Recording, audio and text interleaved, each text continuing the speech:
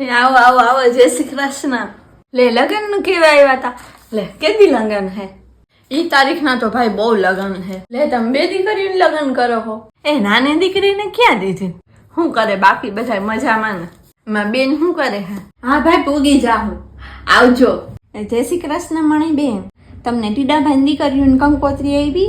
લે તમને કેમ ભૂલી ગયા? એ તો હમણાં આમાં ઘેર આવ્યા હતા, હજી હમણાં કંકોત્રી દઈને ગયા જ છે. હા કારી બેન, તને ટીડાભાઈ દીકરીઓને કંકોત્રી આવી? મણકી દીકરી તો એને હે ને ટીડાભાઈ ને કાકાજી હાહરા દીકરીઓ છે. લે એને નથી તેડાવી? લે બોલ, અમને તો આખા ઘરને કીધું છે. તમને બેન જ કીધું?